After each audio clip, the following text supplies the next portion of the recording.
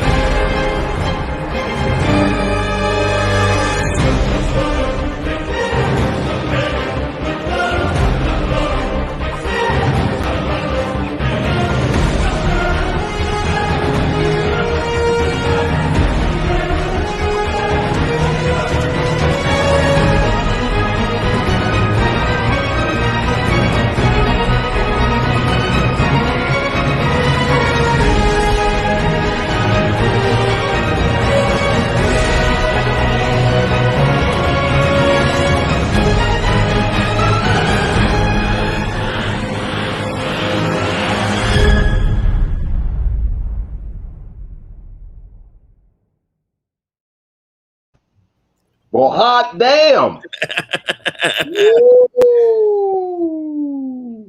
Wow. That's a boy right there for you.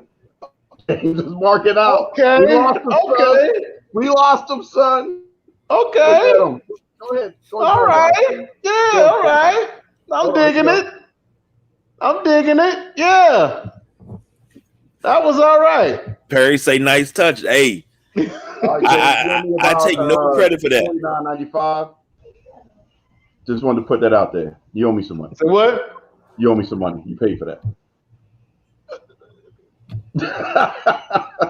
That wasn't in my contract. I'm looking over here. I'm over here. Too late. So what's up, fellas? It's been a bit. How are you guys this evening? Oh, I'm feeling very, very wonderful. You know why? No, I don't want to know why. Especially since, you was talking about twerking and other things going on over at your house. So I don't know what's going on. See, you can't talk to me like that anymore. I can't. Last time you talked to me, I was 39. Nope. Are you 40 Today, now? I'm 40. I am a man. I am He 40. is a grown ass man now. So you got a pair of slingshots to match your wife beaters. Congratulations. I got a little bit of everything. I'm 40 and frisky, baby. I see that. And James decided in our triumphant hiatus return to rock a T-shirt for a name that he is infamous in pronouncing here on the show. So you go ahead and tell us about your T-shirt, what you're drinking, what you're smoking. Well, tonight I am representing Los Ingobernables de Japón. Thank you, sir. I'm also smoking on a new stick that I have been introduced to lately, which is the ATL Cigar Company, obviously out of Atlanta, Georgia. ATL Shotter. And I will be partaking in, as you can see, I've already started, but Billy Banks Cast Strength. 113 proof of loveliness out of Texas. I could have swore in my brain I thought it said Billy Blanks. I was like, what the hell is Tybo doing? That's what a lot of people say. First thing they say is Tybo Sweat. Yeah. Tiger style. Heck yeah, man. And not to gloss over it. Mrs. Don Rodriguez said, good job. That showed very well. That's what she said. Wow. I wonder how much of that she had a hand in. Did you walk him through that? You can't Me Too in his mind. So I can go there. We not even going Me Too. After the things that came out today, we not even doing that. 30 years from now, we all gonna be in court. Ain't that the truth? So we're just gonna jump straight into the this and the that and all the craziness that's been going on and talk about Fight Night, or as I put it, the Friday Night Delight or fight from last night. AEW going head to head with SmackDown and WWE proper, at least for a 30-minute time span. 30 minutes, yeah. So, well, technically, if you consider the buy-in, we could call it about an hour, but on live televised TV, we'll say the 30-minute mark. So I'm gonna give you guys a comparison between the two, and then the number one question for both of you gentlemen is who won? And that's obviously, we're not talking about the ratings reports yet, even though preliminaries have come, and I can talk about that in a little bit, but just from your impressions, who won the first 30-minute brawl? So we're talking at about the 10-minute mark. We had on the SmackDown side, Becky Lynch versus Sasha Banks, and we had CM Punk versus Matt Sydal. I'm not going to talk about my impression, but both of them ended right around. Well, actually, I'm sorry. Becky and Sasha ended at 10:16, and Punk and Sydal ended at 10:19. Then after that match on the SmackDown side, we rolled into Adam Pearce pushing the crap out of the daggone production assistants to get things set up for the contract signing. On the AEW side happening at the same time, they actually went to a quick commercial break and then had a Dark Order promo that happened. Roman did his obligatory long entrance as he should, and then Brock came in at the same time. So right around 10:20, nothing was really happening. We got into the meat and potatoes of everything on the SmackDown side at 10:21 as Brock Lesnar came in. And at 10:21 on the AEW side, you had the entrance of Ruby Soho as she was going to meet in her match, The Bunny. 10:26, SmackDown was done. And at about the same time, we were on the lead in to the Inner Circle versus American Top Team with the debut for professional wrestling of Junior Dos Santos. So that was a quick synopsis of what happened during that 30 minutes. But now I'm going to give you actually, I'll let you guys go first because you experienced it just like I did. Who won? Who had the better 30-minute impression, as hopefully you were clicking back and forth like it used to be during hour 2 of Raw and hour 2 of Nitro and the first hour of Raw. KG? Well, I defer to James. Yeah, right. One job. Stop playing Grand Theft Auto long enough to get yourself ready. Well, in actuality, I haven't been playing. We're not going to cover that quite yet, Perry, because that was on the buy-in. But I agree that. Well, I'll mention that in a second, and the importance of what you just said. But go ahead, James. Well, I took the time to try to look at both of them at the same time. And I was more interested in SmackDown than I was because, Punk going up against Sydal, you know what I'm saying? Then you got the commercial to come in. They didn't have a commercial. WWE didn't have a commercial. Then, you go into the Dark Order stuff, AEW could have did better for them to have put out Kenny Omega versus Bryan Danielson on the first match a couple of weeks ago, and then for them to know they're going against 30 minutes up against SmackDown, and not put out something that's going to be comparable, because you knew they were going to do something with Reigns and Brock. You knew that was going to be at the end of the show. I mean, the Sasha Banks Becky Lynch match was very well done. The inclusion of Bianca Belair with doing what little bit she did and her commentary. You know, it was more. It was just more interesting. So yeah, I'd say SmackDown took that one by a landslide. All right, so he built you up, KG. You got to bring it home. I wasn't playing Grand Theft Auto. I've been playing PGA Tour 2K21. Thank you very much. Get off the links. Nah, that's pretty goddamn fun. I ain't gonna lie. For once, WWE came through with a banger. You know, it was the thing is, I'm always on Instagram doing wrestling. I want to see what everybody else is talking about, and everybody was talking about WWE and not talking about AEW. They talked about Punk, but that was about it. And I think WWE won by a landslide. And if I'm not mistaken, the numbers showed that too. The preliminaries, yep, at 700,000 versus the 500,000.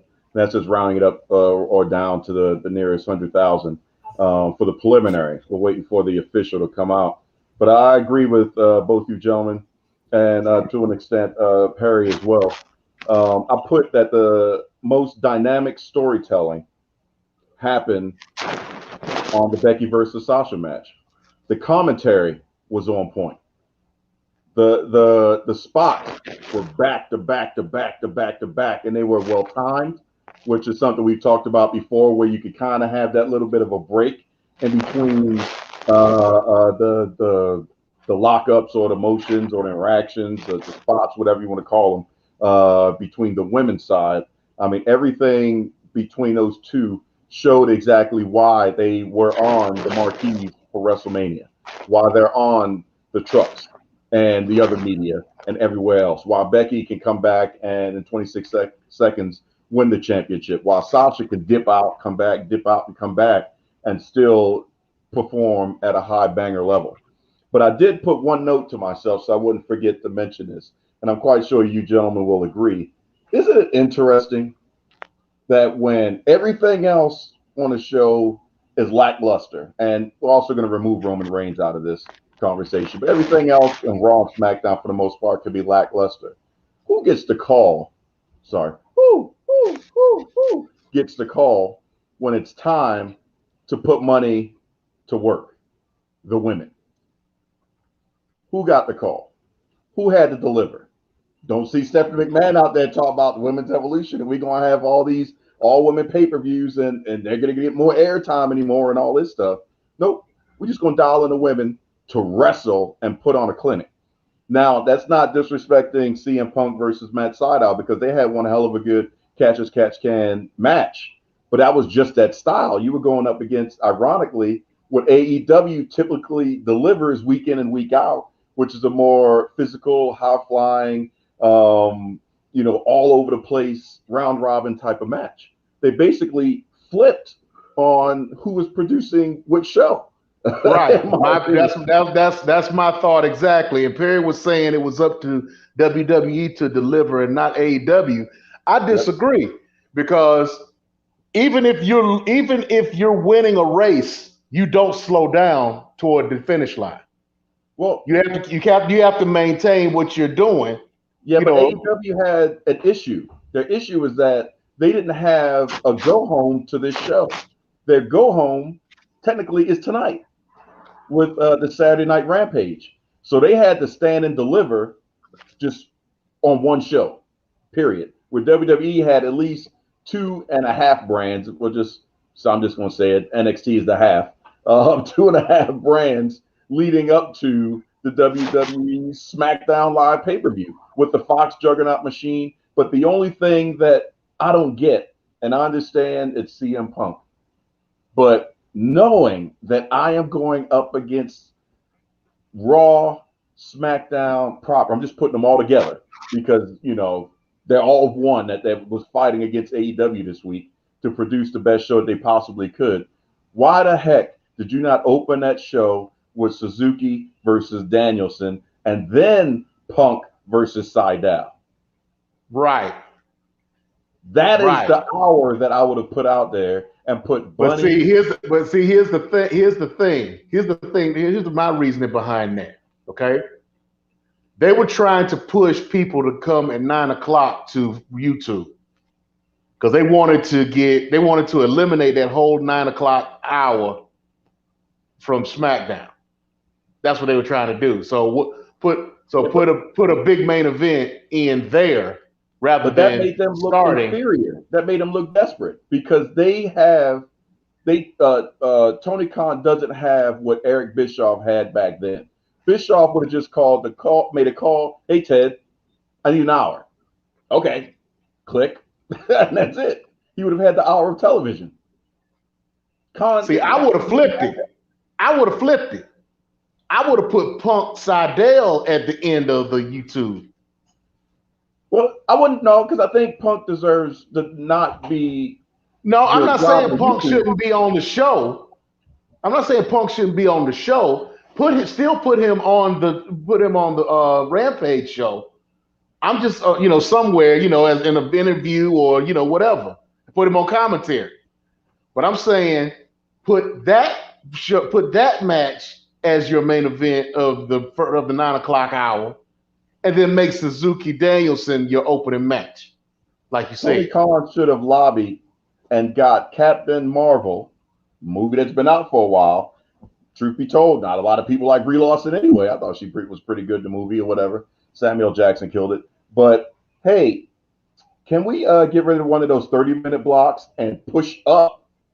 Just hell, why not? It's your network. You can do it.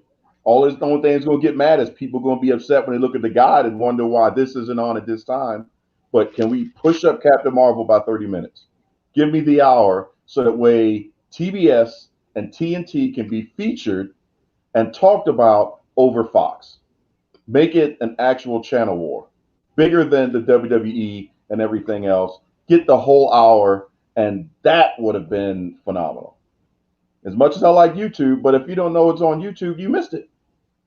Guess what you're going to catch it on? The couple of, what was it, 40 seconds, 35 seconds on Twitter? That's the best you're going to get, which was a pretty impactful 35 seconds of what I watched. And that was it. So, I don't know. But, I mean, I was proud, and I know it sounds interesting. I was proud that SmackDown did its thing. Big ups to Becky Lynch. Big ups to Sasha Banks. Bianca Belair did her spot, even though I think her hair whip wasn't as loud as it needed to be since it wasn't going to make human contact. That should have been like when she hit the hell out of Sasha. And then the Roman, we can talk about this next. The Roman Brock, and I guess we could call it Roman Brock and Paul interaction was, even though it was a contract sign that did not involve physicality, sold tickets to Crown Jewel.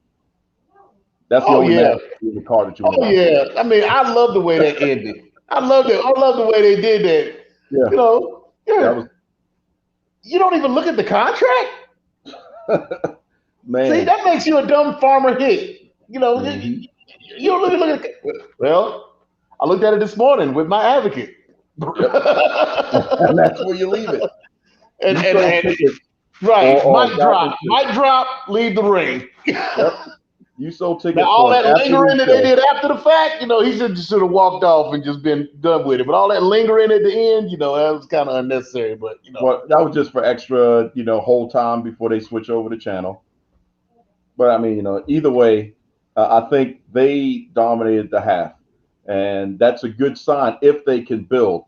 Not at Crown Jewel, if they can build, because that means after Crown Jewel, once we come back to the Monday Night Raw after. That is when the draft officially kicks in. That's when the rosters have to be locked in because you're driving towards Survivor Series. And once you hit Survivor Series, the way they're doing things this time, that pretty much whoever has the championship is going to be running into the Rumble and is going to be running into WrestleMania.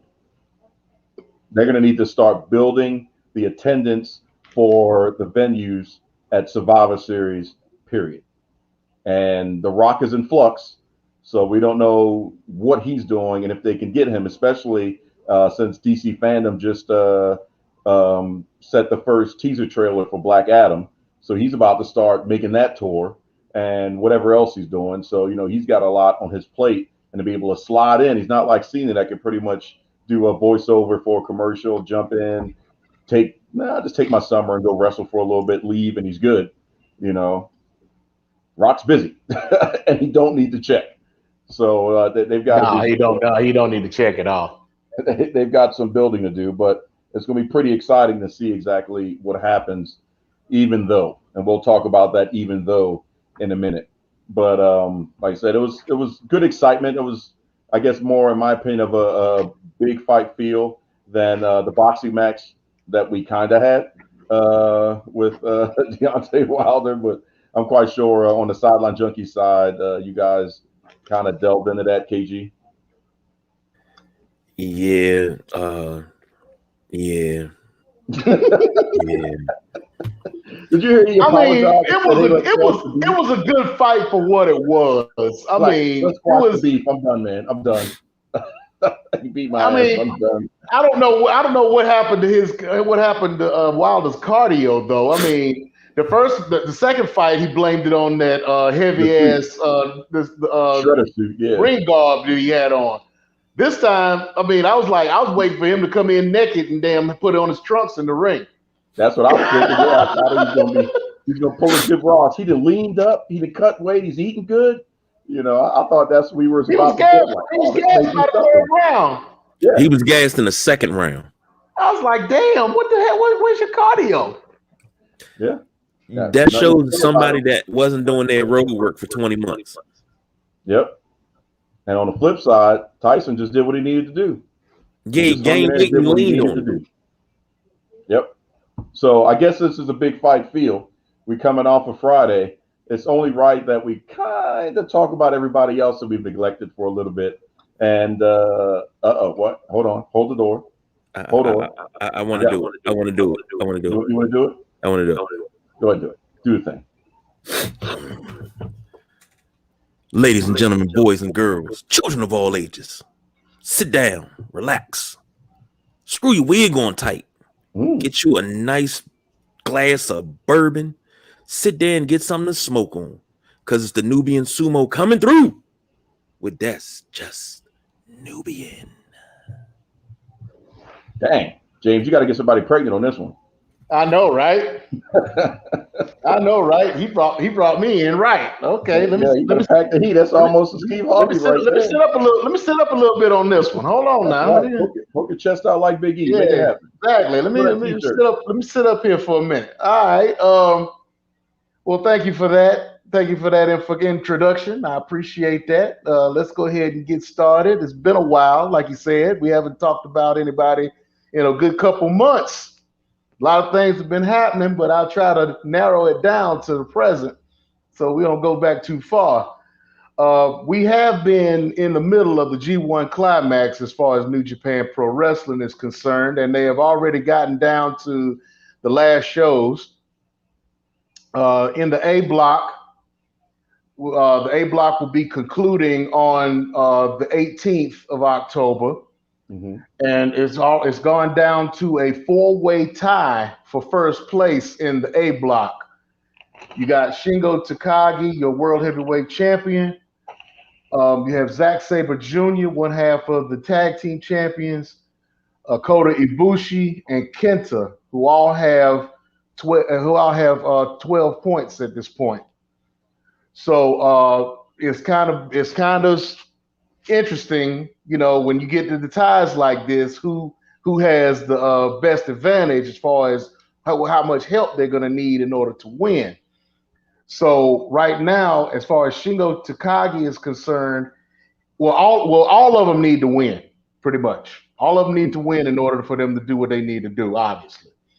But as far as Shingo Takagi is concerned, he needs Zack Sabre Jr. and Kota Ibushi to lose their last match. Zack Sabre Jr. needs for Ibushi to win his match to move forward. Ibushi needs Zack Sabre Jr. to lose his match. And then Kenta is the one who needs the most help because he needs Shingo to lose and Zack Sabre Jr. and Ibushi to win their matches. Now, Ibushi and Kenta are going to be wrestling each other on the 18th. Zack Sabre Jr. will be wrestling against Tonga Loa, one half of the Gorillas of Destiny. And then Shingo is going to be wrestling member of the Bullet Club and the Tower of Darkness, Yujiro Tanahashi. So Shingo's match is going to be a winnable match, pretty much. Even though Yujiro has been getting some wins in for this time around, being his first time in. Zack Sabre Jr. versus Tonga Loa should be an interesting match. I'm still looking at Zack Sabre Jr. to win that match. And Kota Ibushi and Kenta, I'm thinking Ibushi is going to get the Duke on that one. So with Shingo winning, Zack Sabre Jr. winning, and Ibushi winning, that would put Zack Sabre Jr. as the winner. As the winner of the A block. So looking forward to seeing what happens on the 18th there. Now on the 20th will be the conclusion of the B block, where it's come down to two people, both of them up till today being undefeated. They came in today at 7-0, but Jeff Cobb won his match today, but Kazuchika Okada lost his match to Tama Tonga, the other half of Guerrillas of Destiny. So that puts Okada at 7-1 and Jeff Cobb at 8-1. So now Jeff Cobb doesn't even have to win the match really. Mm-hmm. All he has to do is go for a draw, and the match will be a 30-minute time limit. So if he can take the match, if he can win the match or take the match to 30 minutes, he wins. You know, because he's got the tiebreaker. Okada would have to win in order to win this match within the time limit in order to become winner of the B block. Now the final will be on the 21st, of which they have not put together a card yet, other than the fact that the winners are going to go up against each other. So we'll be looking forward to that happening. Now, as far as New Japan Strong is concerned, you got the Autumn Attack, which will be going on, which is actually going on today, as we speak, in Garland, Texas, where the main event will be Will Ospreay, the I guess you could call him the interim world champion. He was a world champion before he wound up getting hurt, and then they stripped him of the title. And had a tournament to determine the new champion, which Shingo Takagi won. And then, but they never took the belt from him. So he's going around saying that he is the real world champion. But he's on a North American tour right now. So he's supposed to be going over to MLW at some point. He's going to be in New Japan. He's going to be doing, there's talk of him maybe going to Impact. So we'll see what happens with that. See where he ends up, because he's doing a tour. He's doing this tour of North America, and he's already added a tag team and a singles wrestler onto the United Empire faction. So he's added Aussie Open, which is a tag team that many consider one of the best independent tag teams out there right now, and have been for a while. And then he's also added TJP, who's also on this card for this Texas show. So we'll see how that goes, and we'll see if they end up hooking up with some tag teams or whatever the case may be in New Japan, in MLW, because TJP does wrestle in MLW as well. So we'll see what happens with that and how they hook up, and if Aussie Open is able to come to North America, or if they make it over to Japan, because they do wrestle in Japan a lot. So we'll see what happens with those additions. Now, the Power Struggle Tour will be starting as soon as the G1 is concluded, and that will culminate in November the 6th with the actual big show that they have for Power Struggle, which will be the one of the last shows that they have leading up to Wrestle Kingdom, which will be happening on the 4th and 5th of January. And then starting on November the 13th, they will start the World Tag League and the Best of the Super Juniors tournaments. So they will be going back and forth, alternating days on how they do these shows. So to remind everybody, just like last year, the World Tag League is the tag team tournament where that determines either the number one contender for the IWGP Heavyweight Championship who will wrestle at Wrestle Kingdom, or if the tag team champions win, they get to choose who they decide to wrestle during Wrestle Kingdom for the title defense. Best of the Super Juniors, same thing with the junior heavyweights. So you got your champion, who is Robbie Eagles right now, who I believe is going to be in this tournament.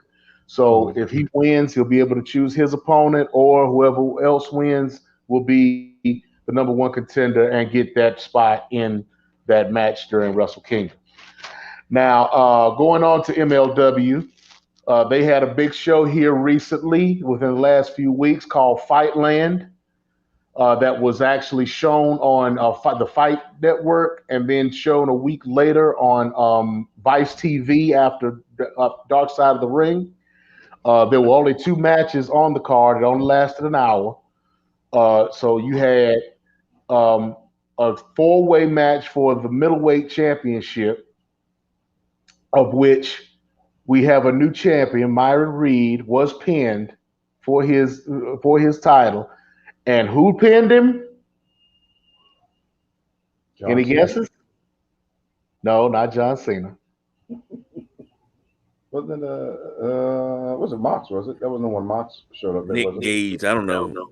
No, this for the middleweight championship. So this is like their cruiserweight, or light heavyweight, or Rich Homie Swan. If only. No. If only. This is a throwback. Leo Rush. Yeah, that's what I was getting ready to go with. Yoshihiro Tajiri. What? Yes. What? Tajiri has shown up back in North America and has won the MLW middleweight championship. Didn't he retire? Yes. No, he's never retired. He's just been kind of in Japan doing his thing on the low and whatnot. Going to different organizations within Japan and whatnot. But he hasn't really been in North America too much lately. So for them to be in the isn't he in his 40s? I'm sorry? Tajiri, isn't he in his 40s? Yes. Yes, he is. Yes. So being that they were in the 2300 arena and it was kind of a throwback thing, because they started in Philadelphia in the 2300 arena.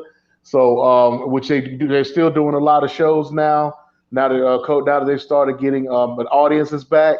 So yeah, for them to have Tajiri in there and to win their title and whatnot, yeah, it's pretty good. It's a pretty good thing for them.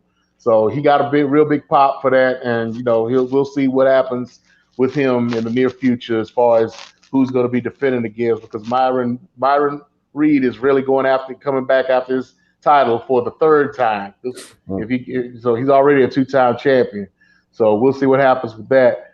Now the main event was Jacob Fatu, the World Heavyweight Champion, who has held that title for over 2 years now, against the National Heavyweight Champion, Alex Hammerstone, who wound up winning the Battle Riot to get the number one contendership, being that he was trying to get the title shot against them, and Contra kept denying him his title shot. So he had to go through Battle Riot to get his match, and he got it. So they finally had their match, which was a very good 30-minute match.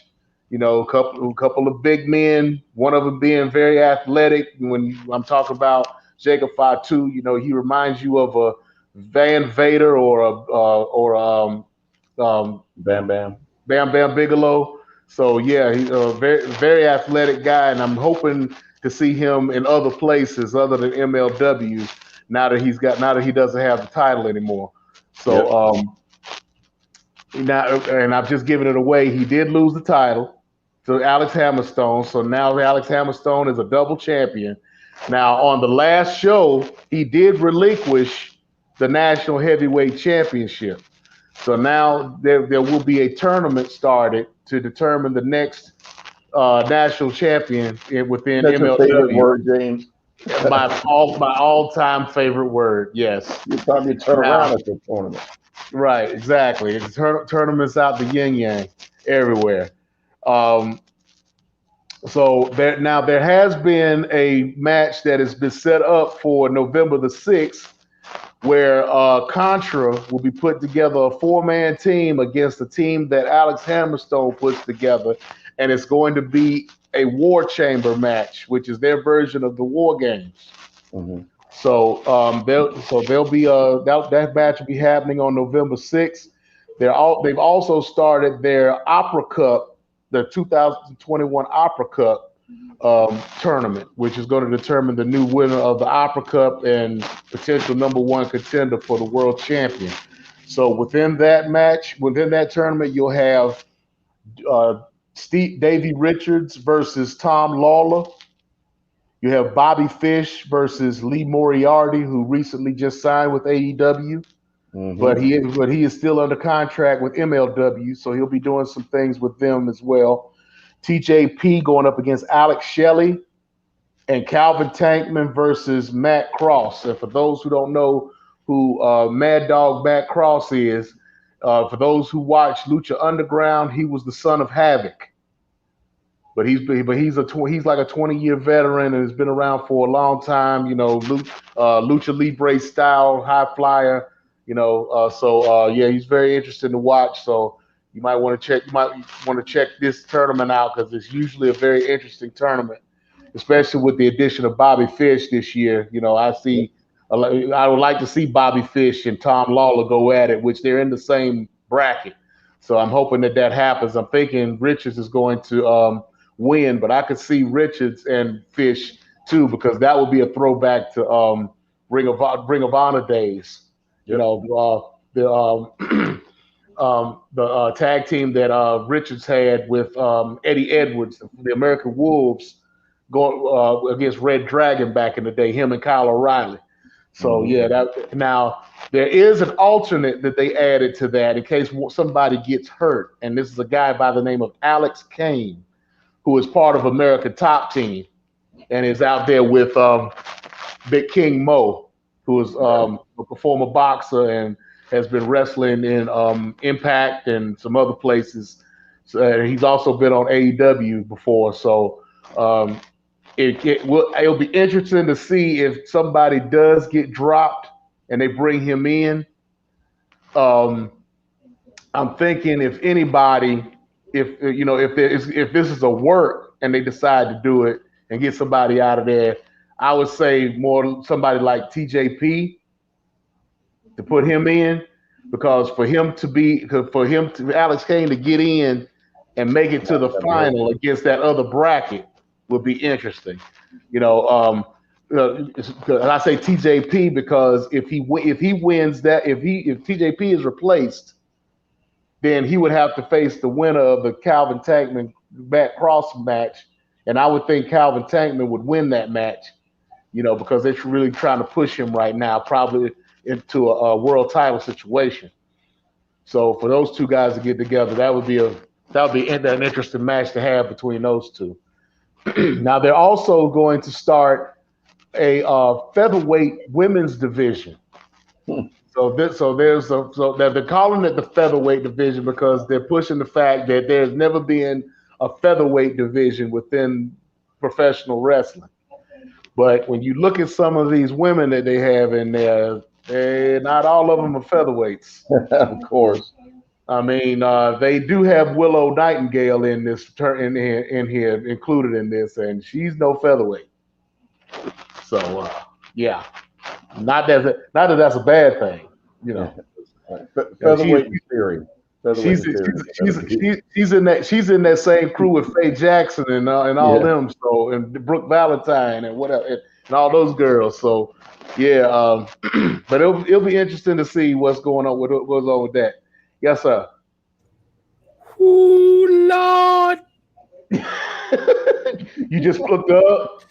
Yes, I did. And the picture that they have on her IMDb page does her justice. She has a gorgeous smile. Mm-hmm. Now, if Yes, I she had to does. book it, her versus Thunder Rosa would probably bring down the house. I'm just gonna say that. Well, actually, I wouldn't even bother getting Thunder Rosa because they got Holiday, which is, Holiday is and Thunder Rosa are tight and they training partners. So and she would be a better match physically with Willow than Thunder Rosa would be as far as size wise and things of that nature.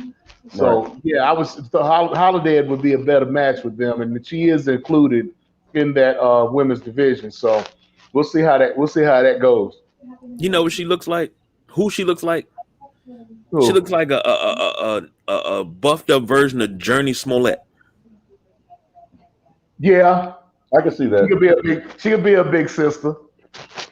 Looking The at it. hair and everything. Yeah, Yeah, the hair, the smile, the skin complexion. Yeah, no, and yeah, it's a bunch of them. She might be the long lost sister. That's the sister you don't want to mess with. That's the sister that the body slammed you through the wall. right, exactly. That could be Now, the one with the bleach. as far as the NWA is concerned, you got like we've already talked about. The NWA Championship has changed hands. The new champion at this time is Trevor Murdoch. Mhm. You've got some right now. You've got some situations going on within Strictly Business where there has been some dissension against Nick Aldis. Nick Aldis is looking like he's about to turn face at this time. There was a tag team match with him and Tim Storm against Tom Latimer and Masters, the national champion. So we'll see what happens with that. He was talking about he was going to leave for a while. He was going to just disappear for a minute and come back, and once he gets his mind right and gets his body back in shape and together because he's had some injuries. But he had this match, and I don't know if he's going to have another one anytime soon. But we'll see what happens. Right. Um, Now you've already had Tyrus rather, who has already defended the title twice, but they've been like gimme matches that he's been putting together with Austin Idol. So he's trying to work toward his lucky seven real quick to get his title shot at Trevor Murdoch. You also got the Pope, who is supposed to be real good friends with Trevor Murdoch and has already stated that if he does trade in his title shot that he has in his pocket from that Champions Series that they had, that he wound up being the captain of and winning, that he wouldn't pull anything crazy on him, that he wouldn't go behind his back or try to catch him after he's had a match or something like that. He would come to him straight up as a man and cash in his opportunity. But Sounds like we'll a see swerve to about me. that because it's looking like a swerve to me as well. So They just the can't way trust that the Pope. they're working it. Now they've also got a tag team tournament where that they put together a whole bunch of makeshift tag teams out of a bunch of mid card singles Another wrestlers. T. Yeah, and to go after the champions at this time, La Rebellion, who are holding the championships right now and have taken them back to Mexico. So so we're gonna see where that goes. I'm not sure as to where they are because they've been doing like one match at a time in order to get these matches done, one match per show. So we'll see what happens with that. But let's going on to Ring of Honor. A lot of things going on in Ring of Honor. So I'll just pretty much catch everybody up as to who the champions are at this point, because everything right now is in flux and is leading to their final battle pay-per-view on December the 11th, which is the last pay-per-view for them of the year, and usually is their biggest pay-per-view of the whole year. So right now, you still have Bandito as your world heavyweight champion. Your pure champion, as I said in the last That's So Nubian, is Josh Woods, who defeated Jonathan Gresham for that title. Your TV champion is Dragon Lee. Your tag team champions are Kenny King and Dragon Lee. Your six-man champions are still Shane Taylor Productions. And we have now a new women's world's champion within Ring of Honor after that tournament has ended. You have Roxy, who wound up winning that tournament. She's a 19-year-old wrestler out of Texas who was predominant within Booker T's organization down in Texas. She wound up being in the final against Miranda Alizé, who is another fixture within the women's division of Reality of Wrestling down there in Texas. So they had a very good 20-minute match that wound up coming out with Roxy as the winner. She hasn't done any title defenses as of yet, but we will see what happens with that, especially now that they have Ring of Honor has signed Trish Adora, which is the Pan-African World Diaspora Wrestling Champion. Now she does have a title. She has a title defense of that title here coming up soon, and I'm thinking that because she signed this contract, that she may be dropping this title, and she's had it for like a good couple of years now, and has been defending it, especially within Game Changer Wrestling and other smaller promotions. But she's done a very good job with it. You know, she's been promoting that belt for a good while now, and has given it a good look, and has done as much with it right now as she could do. So it's time to pass it on and give it to somebody else so they can use it as a platform to kind of move up and get that shine on. Right. So hopefully this gets y'all caught up on what's going on right now. I will be checking up on some other organizations for the next. That's so Nubian. Like I said, the next things to happen won't probably be until next month, other than the finals of the G1 Climax. So, any questions from any of you folks? Anybody got anything they want from me? No, you put so much Nubian out, we're gonna be pulling it and dragging it off the walls for about next week and a half. So I appreciate you letting all that Nubian flow. Excellent job. Excellent job. Thank you very much. It all starts with the introduction. You know what I'm saying? You know, it all starts with the way, you know, you started off right, it flows right, it ends right. So yeah. I'm a Magic Johnson fan. I believe in setting up, and you could be worthy. So Don, that's either gonna make you Cap or you're gonna be Byron Scott. Which one you want to be? I'll take Scott. Okay, then hey, all I got to do is get y'all the ball. Y'all do what it's supposed to be do. That's what I'm supposed to do. Make it do what it do, baby.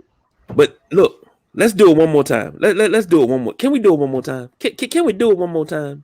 You gonna give him an outro? Well, shoot, I can't. Right.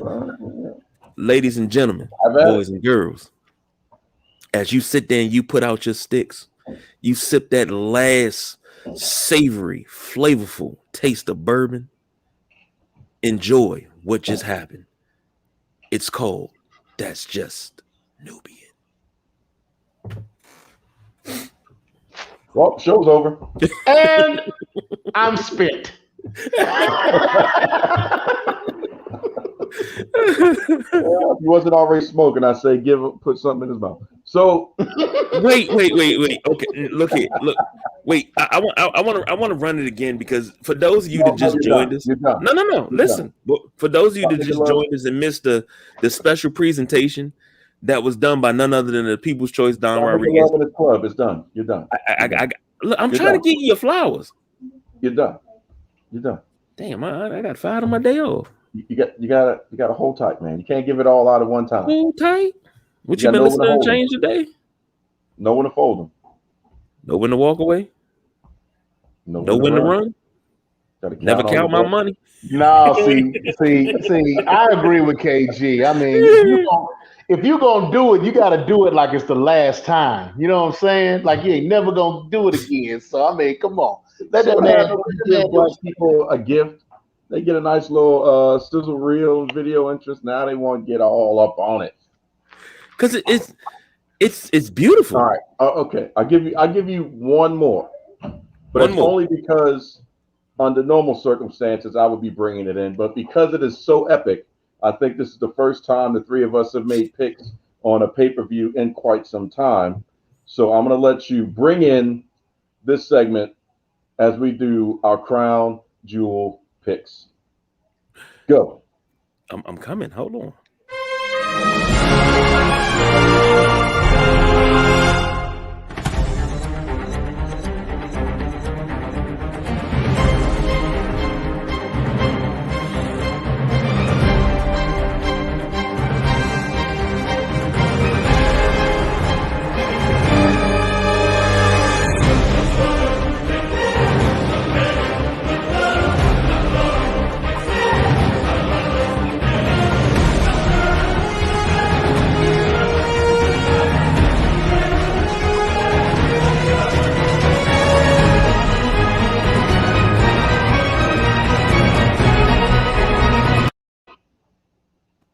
And you cut it short too? You cut it short. I didn't cut it short. Okay. Yes, you did. Oh, well, every time I look at it, there was a couple Easter eggs in there. First of all, you saw I was naked in one of them, so I had to throw that out there. Yeah. And then we had to give the other Easter egg, our homage to Samuel L. Jackson for some of the Sam Jackson shows. Yeah, I saw that. Then we had to throw out the little cuteness in there with the baby pic. Yeah, I noticed you used a picture of me with the belt, but you didn't show the belt. So you the only one with belts on the thing. So yeah, I caught that too. Yeah. Oh man, blew my face up real close so that the belt wasn't even shown, not any of the belt. I caught that. Stay tuned, ladies and gentlemen. We will have more intros and cool stuff like that going forward. But now it's time for the lovely Crown Jewel picks, which will be taking place this upcoming Thursday afternoon at 12 noon. So make sure you are watching it on the Peacock. And most of us will be watching it in transition at work or something like that. So KG, please make sure you drive safe. Man, I got to drive. I ain't got time to watch it. Yeah, look, y'all just got to call and fill me in. I'll have to watch when I come home. Well, you're not going to picks anyway, so it's really a throwaway for you. Tell me how you. Speaking of throwaways, and who's got the picks belt right now? Can we do the reel again? Nobody. who's got the belt right now? James has the belt. I thought Perry had the belt. I don't know. What was the last one we picked? Sumo got it. I got to go through. I wasn't recognizing it for the longest time, but I mean, I know. I let you slide all this time. To take it off of his hands. I let you slide all this time. I didn't say anything. I didn't even ask about it. But now, boom! We'll let him have his withered flowers. You go ahead and take it. Wow. So your withered flowers. Start the picks. I'll mention a throwaway because this is pretty much the best streak in all of the WWE when it comes down to anything in the sand in Saudi Arabia. So first match, Monsoor versus Mustapha Ali. Well, actually, I don't know. This will be kind of interesting. Who? Monsoor. Mustafa? Yes, that's how they pronounce his name, Mustafa. It's not Mustafa. I think it's spelled differently too. So it's Mustafa. First, they went away from calling him Mustafa Ali to just Ali. Oh my God. Yeah. So since he has the best streak in all of the Saudi shows, I'm just going to pick Monsoor and go with it. Yeah, he's the Goldberg of Saudi Arabia. Yep. James, are you agreeing with that? I know it could go the other way. I want to go ahead and say Monsoor, but I don't know. He going up against Ali, but Monsoor is actually from Saudi Arabia, and they got to give him something. Mustafa is like a descendant. He's like, he's from Chicago or somewhere, right? Yeah, from the Windy City. I think he was born in the United States. He's just a descendant. I'm They stick got with to Monsoor. please the people in them expensive swivel lounge chairs. So I'm gonna stick with Monsoor. I'm gonna say the streak continues. I agree. KG, just go ahead. Like this is just a throwaway. This is just a game. I agree. I agree. That's not even. I need to dispute it. If he loses, I will be shocked. If he loses, then Roman loses the belt. That's the level of equal over there that would be. Right. So, I guess that may be also a foreshadowing that if he wins, Roman keeps the belt? allegedly. Allegedly. So we're going to talk about this during our hot tag segment, but we have the Queen's Court. So this is actually a double dip because you got two choices. You have the overall winner of the Queen's Court final match to be crowned Queen of the Ring, but then you also have to make the decision on who's going to face Zelina Vega for the final. So, KG, your first decision is Doudrop or Shayna Baszler, and then who would win between your decision versus Zelina Vega? Oh, Lord. You had to put Zelina Vega in it. Yeah, I know, right? Doudrop will lose to Shayna Baszler. All right, so you got Shayna. Right. So I got to double up on that. Let me double up on that. Shayna. And then Shayna versus Zelina, my fellow diehard Aaliyah fan, which is one of the reasons her cosplay and a lot of her clothes are inspired by Aaliyah, and I can always point it out because I'm a fan. Mortal Kombat. Halloween is her time of year. Trust me. Yeah. Her Instagram about to blow up with all her past costumes and stuff. Yeah, Melina. Woo. Yeah. Never mind. I had to tell you that off here. I got to find it again and send it to you. Sound like another stalking pick right there. But who you got? Moving right Shayna along. or Zelina? As much as I love Zelina Vega, and I'm glad to see her back in the ring, she's not beating Shayna Baszler, the Queen of Spades. Is going to become the Queen of the Ring?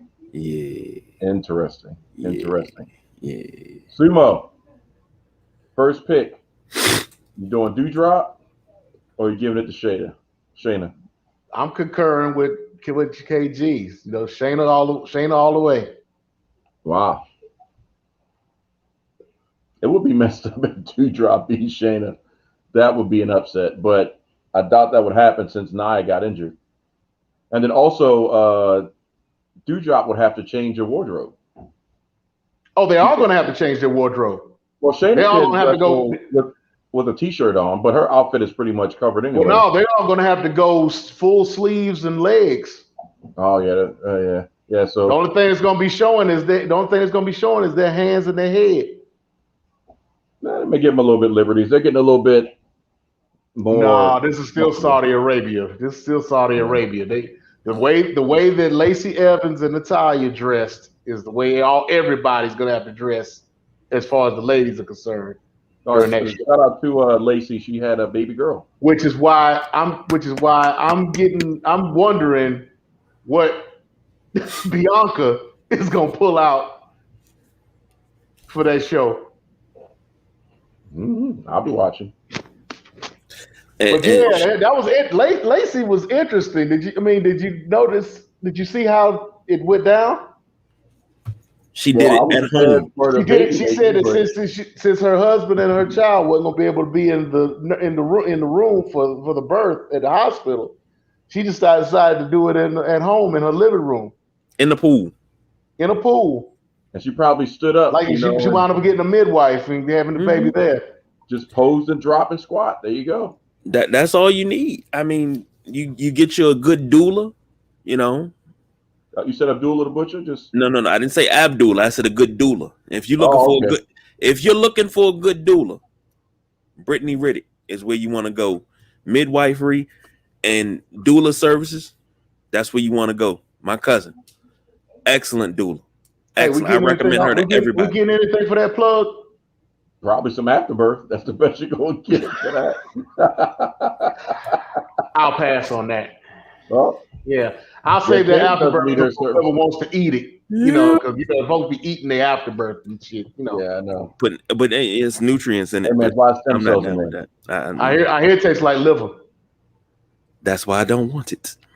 So I I'm like gonna go liver, ahead. but I ain't want no afterbirth. Okay. We not gonna do it.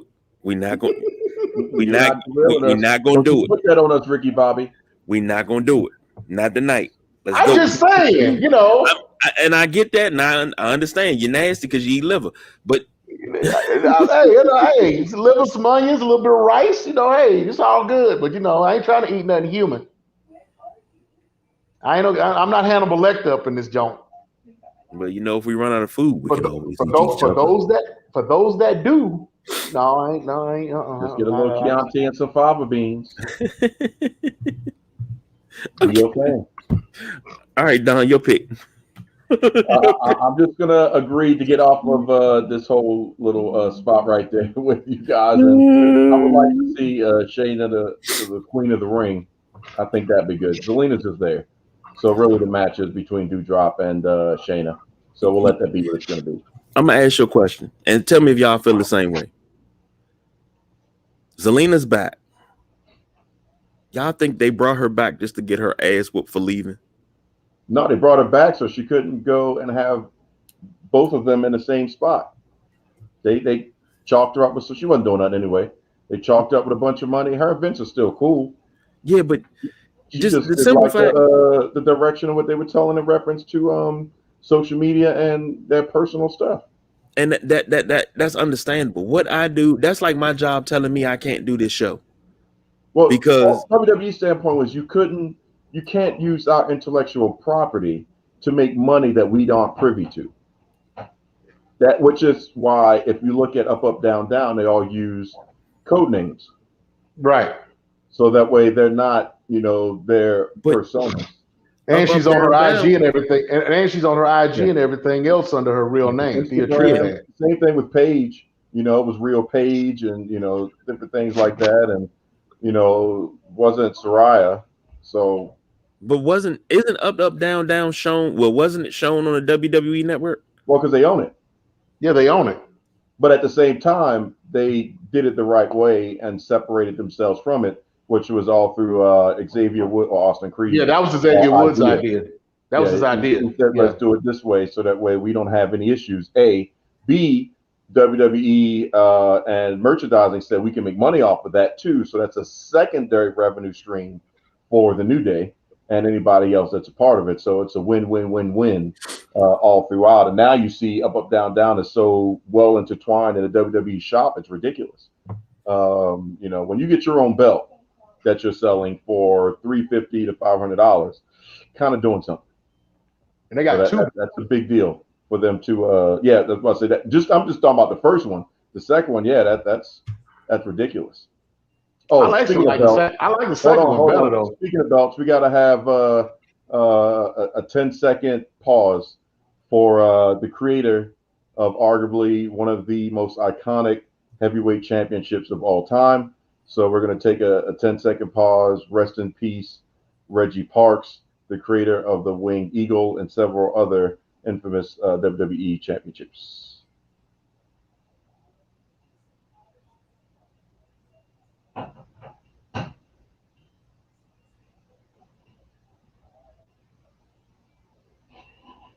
Cool. Thank you guys for taking the time to appreciate it. I know Bret Hart, says hand over fist that is his favorite championship. I had an opportunity once. It was, back then, this was maybe 2001. They had a limited amount of belts made by him, replica belts. They were running $1,500 a piece. And I was so close. I had the money. It's just that I want to pull the trigger on. I was like, I don't know. It'll be there at some point. And then this was going through WrestlingSuperstore.com. They were selling his replicas, and then it was done. And I missed my opportunity to get a piece of history, another piece of history. But If you've watched any old time wrestling or anything like that from WWE, you've seen his work. Period. Oh yeah. That belt all the way up to the Hardcore Championship. That's all him. Yep. So, those tag team belts that that they had synonymous with the British Bulldogs and all and Demolition and Road Warriors, Legion of Doom, rather. All those tag team belts were his. Mm-hmm. A lot of the belts within WCW and toward the end of the NWA, those were his. Big Gold though, which he did not make Big Gold. No, he did not. He did not. I had to look that up because I thought he did, but he did not. I thought he did too, but yeah, I realized. I think Big Gold is a Dave Milliken belt. Okay. Yeah, I forgot who did it, but yeah, I was. I saw that. I was like, man, that's a big blow. But it wasn't because of COVID. It was just natural causes and stuff like that. He was just old, so just wanted to recognize. And he was a wrestler also. He was actually a wrestler. He started out as a wrestler. He won some tag team championships in some smaller leagues, and and he got out of it and started making belts. And got that McMahon check, and that the rest is history. That's good enough for me right there. Same thing like Jim Johnson. Like you get that check, you're like, yeah, I think I'll make everybody's theme music now. Sure, no problem. Don't need to do anything else. So second. Second King of the Ring for the men is going to be the same situation. Finn Balor is already a lock in the match, and it's a toss-up right now between somebody that is really campaigning hard to become King of the Ring for the men's side, being Xavier Woods, or surprisingly, the dark horse, in my opinion, his opponent is Jinder Mahal. Now, I'm a Jinder fan. I thought he was a great heel, and him actually becoming King of the Ring, which is kind of interesting because does that mean Nakamura is no longer king, quote unquote? Since well, actually, has to be figured out. Actually, it has been announced that Nakamura relinquished the crown. He relinquished the crown earlier this week. So he is no longer. He says he's no longer the king. You can recognize him now as Intercontinental Champion. Happy Corbin should just walk up to him and smack the out of him. Like, oh, I was King Corbin for almost 2 years, and you just give it away. Well, it's a face thing to do. Yeah, I know. It's a face thing to do. Why not? Which speaking just like Keith Lee gave up the North American Championship, just like Alexander Hammerstone just gave up their national championship. It's a face thing to do. So why not? Well, they need to do the face thing because I'm going to pick Xavier Woods to beat Jinder. But the problem is at that point we will have two faces. I'm going to go all the way with Woods, because Balor doesn't need to be King of the Ring. I think that would kind of make his Finn Balorness kind of weird to have a crown and do all the lights and all that stuff. And, you're already the prince. And then the Demon King, what the hell you need a crown for? That's just me. Doesn't make sense. But, on any other given Sunday, could Finn Balor destroy Xavier Woods? Been there, done that. We watched it several times. KG? First decision, Xavier Woods versus Jinder Mahal. And then second decision, that winner versus Finn Balor. Give me Jinder Mahal and Jinder Mahal to take it over. Okay. Yeah, it's about time for him to take his throne back on the top. Double Colossus. I'm with it. All right, James, that leaves you to figure out how it's going to go. We're split down the middle thus far. Woods or Jinder, and then who versus Balor? See, and you can pick one to win. I get that, but my thing is they're pushing Xavier Woods so hard on this. Well, Xavier's that's his campaign. It's his campaign and everything, but still, I think they put this King of the Ring together for him. We haven't got there yet. We haven't got there yet. I think that's what they did to put it together for him. But if you jump that broom yet, I can see where they can give it to Jinder just to kind of shut him down, and because everybody's expecting Xavier to win.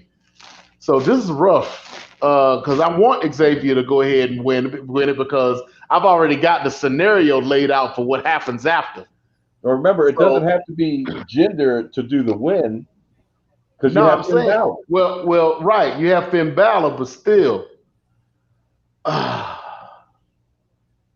Wasn't it simpler when it was just okay? I'm gonna just commit and say and follow your lead, Don. Woods all the way. All right, and that's that. That's your Queen and King of the Ring locks. So now let's talk tag team. Interesting story. So right now, we've all made the same picks except for KG and Hall. Okay, all right. We'll get there. We'll get to that part. Okay. But, the most interesting segment on Raw is Randy Orton and Riddle, RK Bro, and their little shenanigans with the phenomenal AJ Styles and our boy Omos. So now we've got the Raw Tag Team Championships, and the question that James will answer first is there going to be a title change? At least for the past couple of weeks, RK Bro, more so Randy Orton, has had the one-uppance over AJ Styles via the RKO. So is that going to be the case in AJ?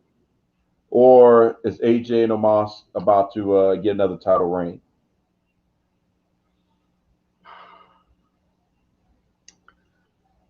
I'm going to say that they retain. I'm about to say, wait, hold on, wait. You leaving that to me? AJ and Omos get ready to get another title reign. It's about time. I think Omos is going to do a frog splash on the top rope. If only. I'm going to go with RK Bro. I wouldn't be surprised if this is actually the first match of the night or the day, depending on where you are when you watch it. But I'm going to go with the retaining. I think they have to do something, and I think they're going to break up AJ and Omos after this. That's just my feeling. And speaking of breakups, one of whoever loses is going to break up. Yeah, I got a feeling whoever loses this match is going to end up breaking up. I think it's going to come down to merchandising, and RK Bro is selling. AJ and Omos is not. Yeah, AJ selling. What does Omos have to sell? Dookie ropes? Dookie ropes. I don't know. I mean, what do you got? What do you got? You only got the same catchphrase. This is my house. It's my house. Doesn't belong to him. So, I don't know. Sounded like Dikembe Mutombo. Not in my house. It's my house. One of the greatest commercials ever. But speaking of houses, the next match had a nice little visitor not too long ago, and that visitor was Seth Rollins, as he popped up on Edge's house just to check out and see what was going on. Wait, did James pick? Yeah, I said they were going to retain. Yeah, he was the first one. Okay, I'm sorry. I'm writing these down. So Seth Freakin versus the Rated R. KG. Well, I was got to get the big eyes when it's your turn. Because I know you was going to me first. That's the whole purpose of the picks. From your gut.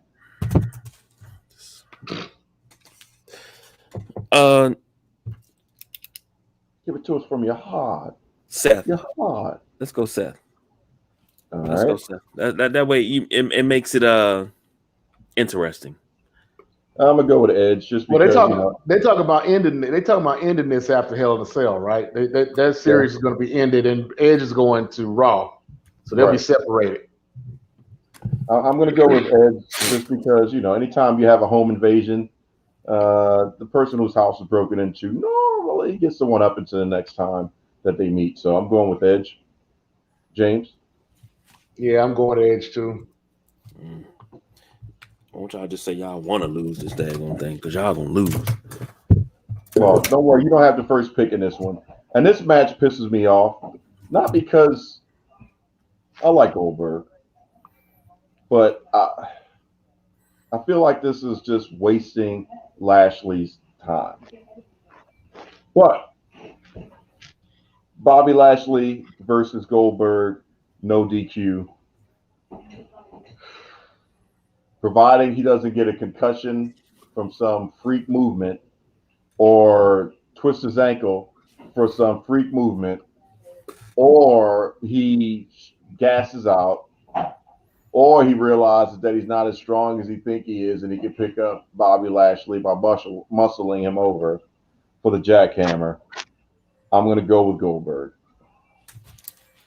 As much as I don't want to, but the Saudis like the nostalgia thing. You don't have The Undertaker there this year to come down. So Goldberg is the biggest past superstar that they have. So I think they're going to let him go out and be on top in a no DQ match because there's too many variables.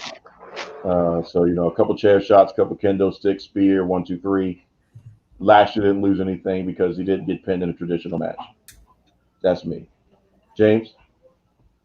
Last match of his contract. He got to go out on his back. I'm going with Bobby. All right. KG? You said Bobby.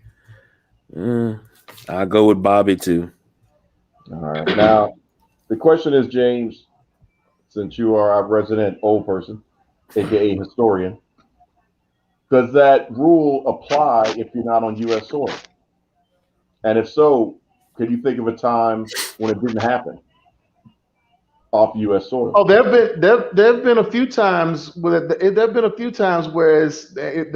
when they go, somebody went out, was getting ready to leave a company and they didn't go out. I mean, that's the whole premise behind the Montreal Screwjob. Right. But there was a title involved with Montreal too, so that was a different beast. Well, I mean, but still, when you go out, you do the honors. There's no reason for Goldberg to win this match because it doesn't benefit anybody for him to win this match. So that's his comeback. I mean, not his comeback, but his redemption from that one time. He still has that cloud. Hey, like you said, he's not looking for a title shot. All he's looking for is he's not even looking for a win. He's just looking to beat Bobby up. So if he does any damage to Bobby Lashley, he's done what he wanted to do according to the storyline. So it doesn't hurt him. It wouldn't hurt him to lose. It makes no sense for him to win. So yeah, I don't see him winning. Gage? How would Gage feel about that? Gage can train and wrestle Bobby Lashley himself if he's that pissed off about it. Then Bobby is going to lose to Gage at his retirement. Hey, it could happen. Bobby Lashley could be getting ready to retire, and all of a sudden here comes Gage. You remember? I got a receipt for you. Mm-hmm. And then Bobby does the honors for Gage. What would Gage's ring name be? I mean, Gage. The WWE, who the fuck knows? They've been coming up with some craziness lately. I mean, they're running out of names. I mean, Goldberg 2.0. Who knows? But, I mean, his daddy didn't do him no favors. Yeah, that's true. Gage, Goldberg. I mean, we stretching it with Dominic. That's stretching it right there. But, Dominic won't be Dominic too much longer. Yeah, he'll be the next. I guess they'll call him RM3. No, because from what I've read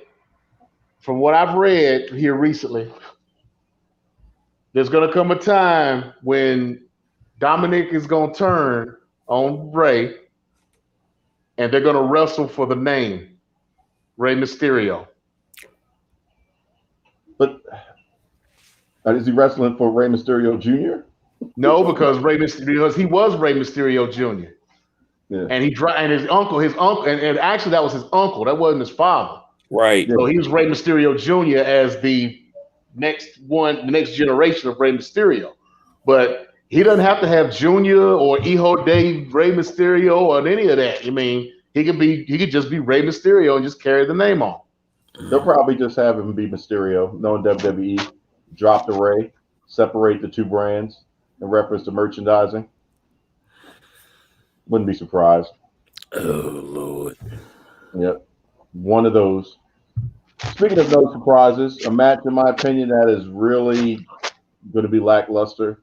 No disrespect to the two, but if it's in the indication based off what we saw on Monday night and that first segment and how dry it was, yeah, this is one you get up and piss on. So, Big E versus Drew McIntyre for the WWE Championship. KG, is E going to keep or is he going to lose that belt? Because just a good dude that Big E is, I'm sure you gentlemen have heard of what happened last Saturday. No, you know the young lady, she's all over Instagram and Facebook. Demetria, oh damn, I can't think of her name. She used to work down in Dallas, newscaster. Damn it, of course I can't remember her name. But anyway, he was saying in Vegas, but everybody's like, oh, they dating now? Demetria Obilor. Still don't ring a bell? No, I know you're talking about because I know the story. Yeah, I know I know the story. I'm waiting for you to tell the story. Okay, so they were in Vegas at the fight, and she was sitting next to Big E. It was a dude sitting next to her that kept bumping her, kept tapping her, trying to get her attention. And so Big E stepped in, made her switch seats with him. And she was talking about how gentlemanly he was and all this and that. Yeah. They're not dating or anything. According to the story, they're not dating or anything. They just cool and whatnot. Yeah, so, but and they took a few pictures together. But right. Yeah, but everybody's like, damn, Big E pulled that? This is Big E. This is the WWE champion. Mind your tongue or have it cut from your head. And Natty's sister, man. What? Come on, man. What about Natty's sister? Yeah, Natty's sister was a thing.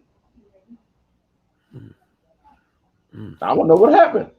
I stopped watching Total Divas, so I don't know. I'm gonna have to go check that out on the Peacock. Peacock, it is. One of these days, Alice. But if I had to choose Big E versus Drew McIntyre, you gotta call it Big E's gotta retain. Big E, he doing big things, man. He doing big things outside the ring, so that when you able to connect to people outside the ring that don't put that on him. Because next thing you know, he's gonna be doing so many good things. He's gonna be Titus O'Neil. No, I'm not talking like that. No, not like that. No, not like that. I'm just messing with you, but just think about. I mean, he could do that. I mean, he could do that. I mean, doing big things, and now Titus, you don't even see him. But he's getting all these awards. He did something else to mess. He did a couple of other things that messed him up. So that had nothing to do with him. All the good things he was doing, he's done other things that messed. Well, he made up for it when he slid under the ring. So Vince could be. Well, that was the second thing that messed him up. Yeah. But no, Big E has been out there. He did the introductions last week on the fight. He did the introductions on the fight. Did you see him at the Iowa game? Yep. Yeah, he was there too on Fox and the pre-show and on the pre-show and all that. Yeah, he has been all over the place, rightfully so. When I say doing big things, he's doing big things, but he's drawing everybody like Big E. No, Big E Langston, yeah, that's him. That's the same guy that used to be with AJ Lee and CM Punk. That's him. Dolph Ziggler. Right, no, Dolph Ziggler. Yeah, it was Dolph Ziggler. It was Dolph Ziggler and AJ Lee. Mm-hmm. Yeah. Okay. Remember, he brought it up. He brought it up on SmackDown. He was like, "If it wasn't for me, neither one of you would be anything." Because Big E was his bodyguard around the time he had the World Championship. He was a muscle. And when Drew McIntyre came back, he was tag team partners and tag team champions with Dolph Ziggler. Mm-hmm. So he was like, yeah, if it wasn't for me, neither one of you would be in the position that you're in right now. So y'all need to be thanking me. Got a point. And that's how that tag team match got started. So, with that, James. Yeah, Biggie doing too much right now to get that title off of him. You know, I don't see him losing that title anytime soon. I agree. So, like I said, I don't really care about the match. So, yeah, Big E would just keep it on him. So now I'm gonna give you guys the opportunity to decide. KG, which one should we do? SmackDown Women's Triple Threat or the Universal Championship pick? SmackDown Women's Triple Threat. All right, well, it's on you. Bianca Belair, Becky Lynch, Sasha Banks. Is this for the championship? Yep. Becky Lynch.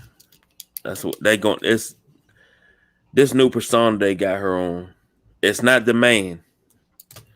It's nowhere near the main. She's So big time. I'm just gonna leave it at that. Yeah. She doesn't have a heel to go up against to become the man yet, technically. Especially since Nia got her arm broke. Well, she's a heel. Yeah, but you know, the man was born and predicated off of, you know, a heel going up against a bigger heel, technically. Well, she wasn't a heel when she was the man.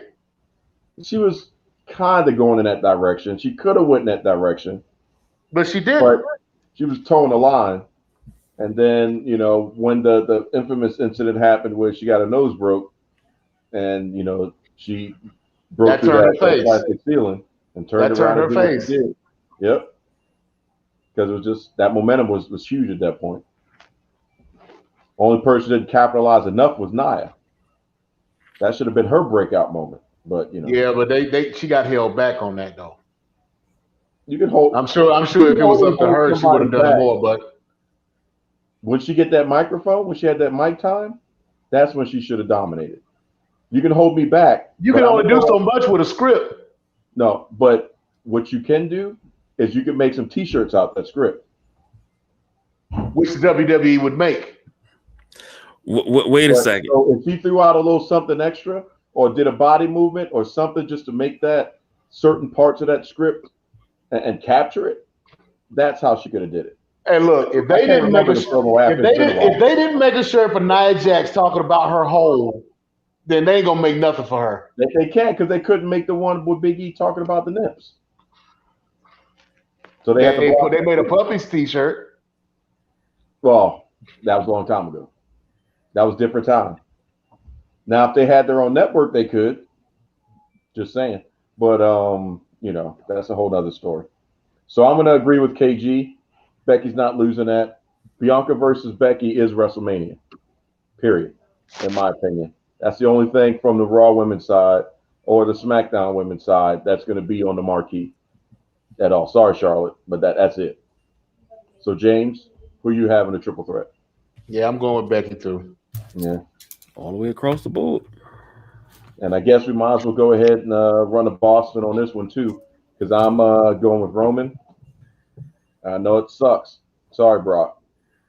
But I think Roman is still going to walk out.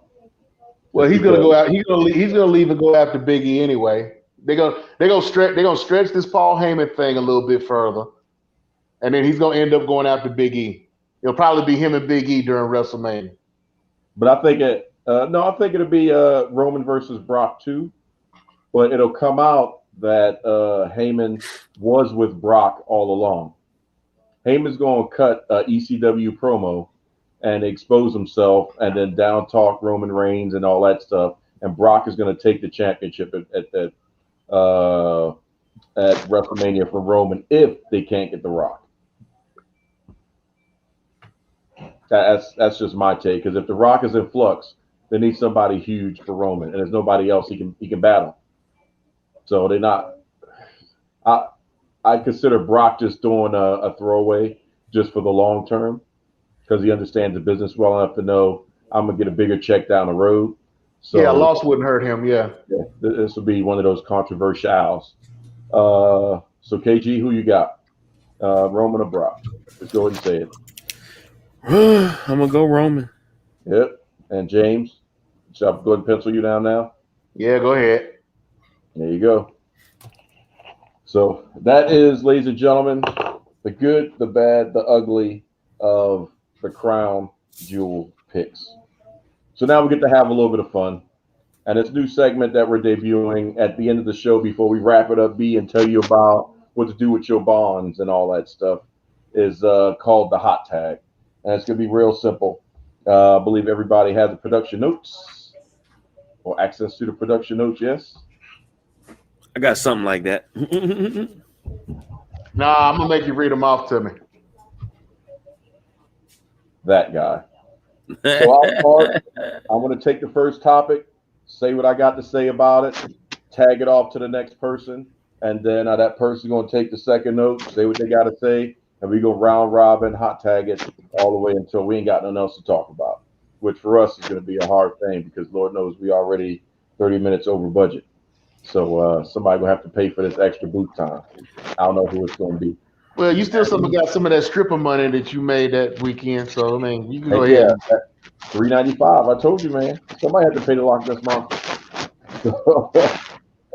So first topic on the hot tag is going to be the WWE waste of time, totally pointless, totally scripted, insult to our intelligence. Nothing is going to be accomplished. It's going to be the same dumb storylines. Raw is going to be really useless to watch. SmackDown is only going to be governed by Roman Reigns, and the only interesting thing holding WWE together, draft. That's how I feel about this year's draft. All the talk, and once they said there was going to be politicking between USA and Fox, I was like, this is some bullshit. We're not going to get anything. And when you started seeing where the draft picks were falling before we did our picks, which I think were way better, having all three brands and everything else, yeah, that was just some HOT hot tag garbage. And speaking of hot tag, bam, James, this is on you. The Women's Championship tournament for AEW for the new TBS Women's Championship. Have they put together a lineup yet for that? Brackets come out actually tonight, technically, they would have announced it. I didn't get a chance to check. They announced it tonight on Saturday Night Dynamite. Okay, well, I'm actually looking forward.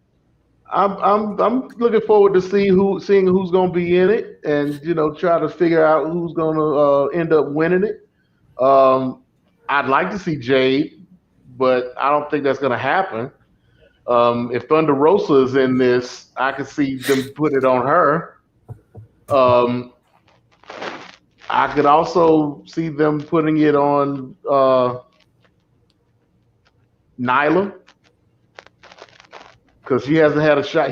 She hasn't had a shot at the title in a while. So there are a lot of different scenarios within that. I mean, between Anna Jay and Ty Conti, it's not going to be anybody that's going to be really, really big. I could see a Big Swole sneaking in. Yeah. And getting that belt. So it's going to be interesting.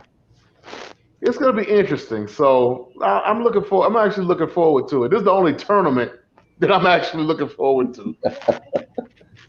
All right, hot tag it out.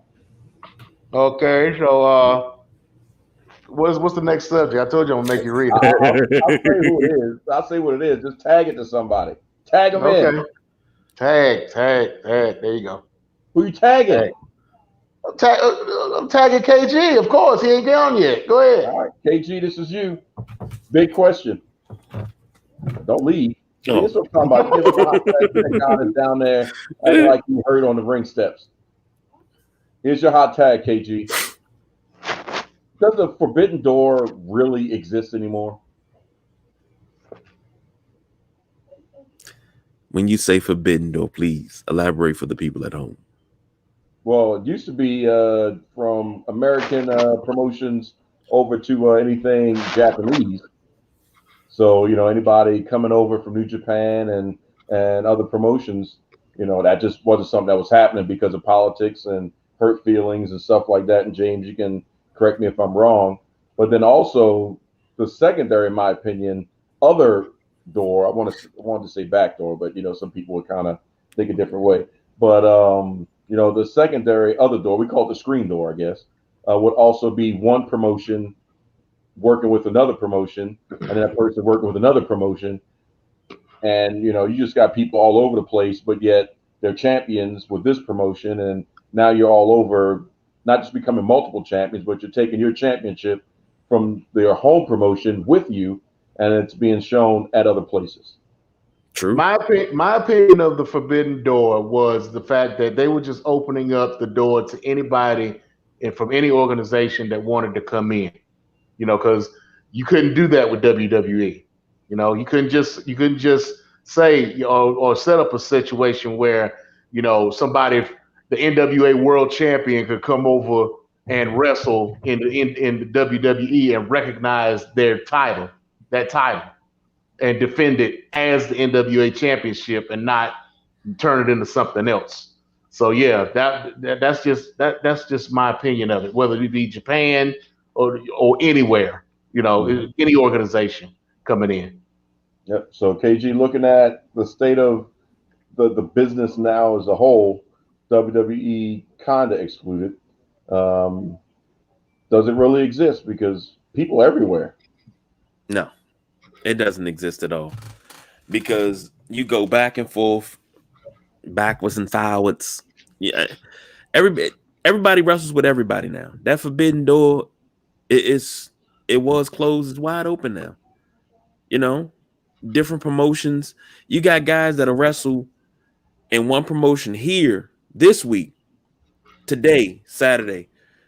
Then Tuesday, they're halfway across the world wrestling in Japan. And then they're back in the States again by next Saturday. So no. I don't think the Forbidden Door exists anymore. But isn't that what the Forbidden Door is? You just described the Forbidden Door. Yeah, but I mean, it's not happening. I mean, the forbidden part is, it was shunned upon to really do, like you had to be Ric Flair to be able to go from here to there and be Ric Flair. But see, here's the thing about it, right? In the independents, you could do it was done all the time. I mean, take for instance who I talked about earlier, TJP. TJP is wrestling in MLW. He's wrestling in Impact. He's wrestling for Pro Wrestling Guerrilla. He's wrestling for anybody that he can get a date with. That'll pay him. Which I put him on a card. Indies aside, I'm talking about top tier. But no, I'm saying that to say this. I'm saying that to say this though. The Forbidden Door was pretty much Tony Khan saying, okay, we consider ourselves a major. Okay? We consider ourselves competition to the WWE. Now, the WWE is not going to allow you to do what I'm going to allow you to do. I'm not going to necessarily sign you to an exclusive deal and say you can only wrestle for me unless that's what we agree on and that's what you want to do. But you got a lot of these guys that are on the lower part of the card that are like, well, if you're not going to pay me John Moxley money, or if you're not going to pay me Britt Baker money and make me exclusive, then I need to go find money elsewhere. So sign me to a part-time deal and let me go get my money in other places. WWE could do that with NXT, especially with the developmental guys, people that they have, but they don't do that. They don't allow that. So that's where Tony Khan is saying, okay, there is a forbidden door. I got the key to it, and I'm opening it to whoever wants to come in, regardless of where you are or what wrestling organization you're with. We're going to recognize you as who you are. We're not going to bring you in and lock you down. We're not going to change your name. We're not going to change your persona. You just come in, do some work with us. If it works out between us, then we can start talking about contracts and whatnot. But we just want you to come in and showcase your talent on our television. Right. So yes, I believe the Forbidden Door still exists. It's just a name. It's just a name that they put on it. You think Tony can close the door then? You think Tony can actually close that door if he wants to, but I don't think. But it wouldn't behoove him to do so.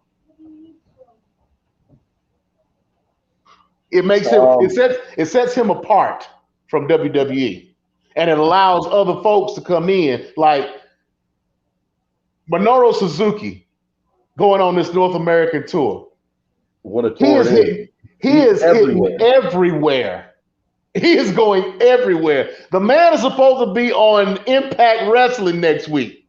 Oh yeah, the fact that they slid him in at AEW again, that was a major coup because that wasn't what was booked. Right. So he got to wrestle. And he got to wrestle in a tag team with Lance Archer, who is part of Suzuki Gun, his faction in New Japan. So yeah, why not? It's good. That is good for business. Yep. And from KG, appreciate this, from a financial standpoint, that's a nice way to stay under your salary cap. Because if you're only paying them part-time money and you can slide people in for a nice little piece of business and slide them out, you can still afford to pay the mainstays the top dollar, and you're just increasing your roster technically without a lot of the extra red tape behind it. So, and think about a relationship with New Japan. Just think about the New Japan schedule. You got let's take G1 right now. Okay, the G1 tournament focuses on 20 people within this tournament. That's a whole. In most cases, that's a whole roster. Yep. They're only running like 5 or 6 matches a show right now. So they're concentrating on the young lions who start out the match, the cards, the older wrestlers who are pretty much wrestling with the young lions to kind of bring them up and give them experience, and then you go into the G1 matches. What about all of those other wrestlers that are out there that are under contract with New Japan that aren't doing anything for a month and a half? What are they going to do? And then now you got the World Tag League. You got the Best of the Super Juniors coming up. So that means everybody that was wrestling in the G1 won't be doing anything until those tournaments are over. Yep. So what are they going to do? What can they do? They can come to AEW just for like 3 or 4 matches and be like, hey, I'm here, use me. So I mean, you can have whole groups come over, like between Impact and AEW. You could do a mini Bullet Club invasion, which Impact has right now. You could do Impact right now has Hikuleo. Yep. They got Jay White, and they've got their newest member, Chris Bay. And they're going between New Japan Strong and Impact, and they're even going over to some other organizations outside of them. Yep. So I mean, it works all the way around.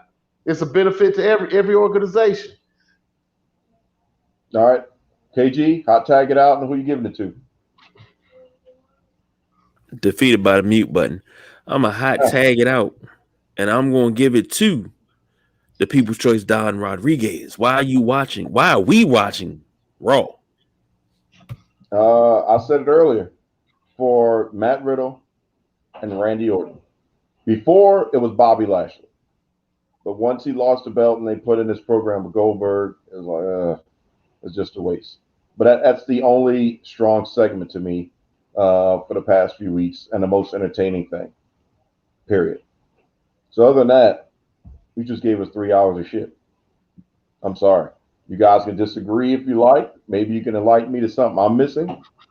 But the writing, the promo writing for sure, is just not as strong as SmackDown. When your champion on SmackDown is taking a commercial break, so we talking 5 minutes, to get to the ring. And before it was, okay, hey Roman, we need you to stretch. So take your time. Now that's his entrance. And that's not factoring in the 30 seconds beforehand for the augmented reality of the big Roman Reigns during, the ooh-ah moment. So if that's what your champion is getting just to get in the ring, then Paul Heyman is speaking before he speaks, and then he's just methodically taking his time. Then you flip over to Raw without Bobby Lashley.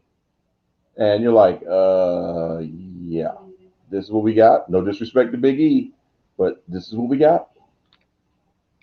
At least when we had Roman, when we had Bobby, we had the gangster theme song, and then the lead up, and then he was coming out, and it was the same flow, and they were almost matching it moment for moment. But now Raw's pointless. I'm sorry. The draft was pointless on top of that. So what we are getting next Monday from Raw is a waste of my time. So I could go without watching Raw, catch the moments on Twitter because kayfabe is dead, and then I don't know, maybe produce a podcast about what I just watched on Twitter, because I didn't even feel like, even though I'm DVRing it, I just delete the DVR because there's nothing capturing me right now, and that's how I feel about it. But now I'm gonna hot tag it over to James for the final topic of the hot tag, and I'm gonna give you some context on this too. What's your thoughts on the WWE being concerned about the age of its top stars? Here's the context. Asuka, 40. Cesaro, 40. Finn Balor, 40. Randy Orton, 41. Nakamura, 41. Shayna, 41. Miz, 41. Dolph, 41. Morrison, 42. Sheamus, 43. Tamina, 43. AJ, 44. Jeff Hardy, 44. Titus O'Neil, 44. Bobby Lashley, 45. Bobby Roode, 45. Rey Mysterio, 46. Shelton Benjamin, 46. MVP, 47. Edge, 47. R-Truth, 49. Brock Lesnar, 44. If you want to come back, John Cena, 44. Goldberg, wrestling this upcoming Thursday, 54. And then some close ones. Natty, 39. Damian Priest, U.S. champ, 39. That's just a quick synopsis of some of the mainstays on the roster. Concerning, or does it justify the switch to make NXT focus more on younger talent, and this new direction that they have for NXT 2.0? Well, I mean, this is the WWE's fault. I mean, you bring all these guys and girls in. You either steal them from other organizations, or you find them wrestling in the Olympics or whatever the case may be, and you sit on them for 5 years, or you never use them at all, and just waste them away in development. You never do anything with them. You got to bring these folks up and put them out there and let them sink or swim. I mean, they've concentrated on these same people this whole time, and they haven't brought in any new talent. And even when they do bring in new talent, these are folks that they brought in, and they knew what the age they were. They knew how old they were. They don't want to bring in anybody that's inexperienced or whatever. And if they do, they stick them in developmental, because they need to learn the WWE style. Mm-hmm. So I mean, you bring these folks in and you change them up all the way around, change their name, change their move set, give them some kind of new jacked up finisher, and try to switch them up instead of just Bring it. You saw them as they were. You liked them as they were. Why not bring them up and bring them in as they are? Mm, mm, mm, mm, mm. Glory. Because that's too much like right. Is that the shadow? Cena, is that you? We can't see you. Yeah, you can't see. Case in point. Now Case we in can see point. Case in point. Karrion Kross. Hmm. You bring it. He was Killer Cross. I understand why you. Nope. Don't even bring him up yet. There's another one. Another one that I think is even has been dealt a worse deck than Karrion Kross. Keith Lee, Nope. Keith Lee. Ricochet. Nope. Yes, sir. Out of anybody of the most potential right now, you got AEW quality match potential in Ricochet, and that match he had this week was Ricky garbage because he couldn't do anything. Dumpster fire. But go ahead, James. I'm sorry. Ricochet. No, I'm man, good. I'm good. I'm fine. But like you said, like I was saying, with Karrion Kross, you put him in NXT. I understand why you changed his name. Here comes the wife.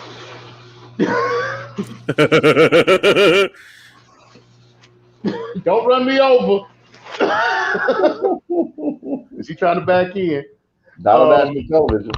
Yeah, exactly. So yeah, you bring in a Karrion Kross. I understand why you changed his name because he was Killer Kross in the Indies. So give him a jacked up name. He put that on himself. He could have chose a better name, but he didn't. Then you stick him in developmental with his wife for how long? Well, it wasn't that long. It was probably about 6 months, maybe. 6 months, yeah. Show him the WWE style. Then you bring him into NXT. You make him a killer. You make him unbeatable. He ends up getting hurt. He comes back, and then you change him up altogether. Once he gets moved up, you give him this jacked up ring gear. Talking about it's for merchandising. What you did it just to make a doll for him? Really? It's ridiculous. It's unnecessary. So why even go through that? And then they just bury him. makes absolutely no sense. And KG, how many shows did we talk about people that should be called up to the main rosters that would give them the younger depth that they need to be good?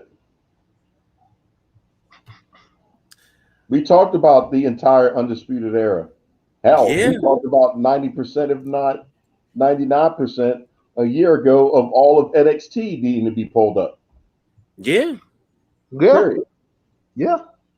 Because they had enough people in the performance center to slide in that we're starting to see them now.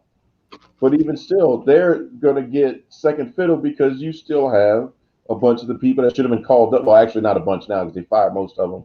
But the remaining ones just sitting there taking up spots that should be Raquel Gonzalez at this point. There's nothing else she needs to do down there. Send her up. Dakota Kai, send her up. Tegan Knox, send her up. Io, if you don't send her up, then just let her go. As people, I know Tommaso Ciampa wants to stay, but Johnny can go. He can go up. You need the younger talent before they're no longer younger talent. But also on the same token, they could have done it. Issue with that too. But they have enough younger people that they're filtering in through Dark and stuff like that it's kind of balanced out. Like in a tag team division and stuff. There's enough people there that are younger and hungry and stuff intertwined in with the bigger stars. Kind of like you got an Icon and Sting, but he's hanging out with Darby Allin. But it makes sense. Sting doesn't need to put any work in. He's Sting. That's all you need. Let Darby do what he needs to do and earn his job. That's all. Doesn't have to be, They could have done it. They could have done an NXT invasion and just had the whole NXT roster at that time. But you talking about Gargano, Tommaso Ciampa. I wouldn't even have an invasion. Have a sign of the times. Have an NXT walkout. At the end of the show, they're all in the back. They look at Regal and say, "We're out." Regal's like, "Well, where are you going?" "We may just see you on Monday." And then they just bring chairs around the ring, so that way you're not taking up, hard-earned money paid seats, and just put chairs around the ring and have a sit-in. Doesn't have to be an invasion. Doesn't have to be, because we've seen it before with Nexus and everything else, and then the Bureau, blah blah. Everybody's in destroyed the set. No, just sit down there.